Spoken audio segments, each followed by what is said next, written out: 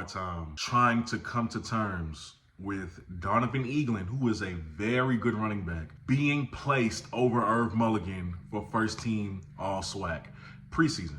Now, understand in the greater sense, in the grand scheme of things, this does not matter. This is preseason accolades. However, Irv Mulligan, when you look at what he did last year, I don't understand it. Please understand, right? Ladarius Owens at Texas Southern had an amazing year. 1,300 yards rushing on the ground. I think he was number 7 in the FCS. An amazing year, but he's no longer here. So as far as who should be the top guy preseason-wise, why wouldn't it be Irv Mulligan when every other running back in the SWAC last year had to do in double-digit games? It took them double-digit games to do what Irv Mulligan did in 8. It took them double-digit games to do what Irv Mulligan did in 8. How do you justify this? I could see, right? I could see if your reasoning was, well, Irv played a full season or played at least 10 games and he fell off and people just passed him. He was great at the first half of the season, but then everybody else surpassed him in the second half. But that didn't happen. He got hurt. And this is common, like you notice, this is common knowledge. So if I just sat there last season and watched a running back in Irv Mulligan lead I don't know what Ladarius Owens was, but lead every other running back in the SWAC, lead them by at least 200 yards before he got injured.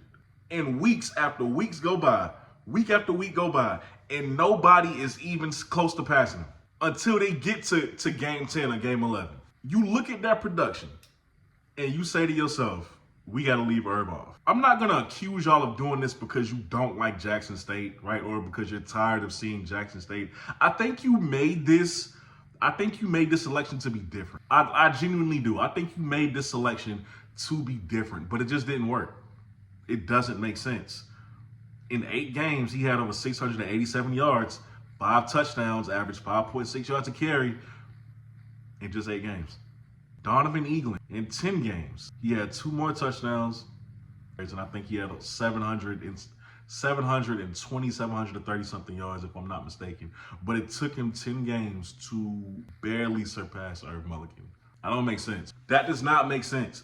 Like I said, grand scheme of things, this does not matter, right? Irv, if he's healthy, I think he'll prove why he should have been first team all preseason SWAC honors. However, I feel like we need to really start questioning sports journalism as it pertains to HBCU ball. Seriously, like I think we need to challenge it a little bit more. I think we need to push back a little bit more. And I think I feel like from now on, we need explanations for why this guy is first team all SWAC, right? If it's not obvious, I need an explanation. Otherwise, we're going to keep having these debates on social media every other offseason, and it's just going to continue to be a thing. So if we could just get an honest explanation for why you voted for who you voted for, or why this player is where he is, I think that'll save us a lot of time and a lot of energy, honestly.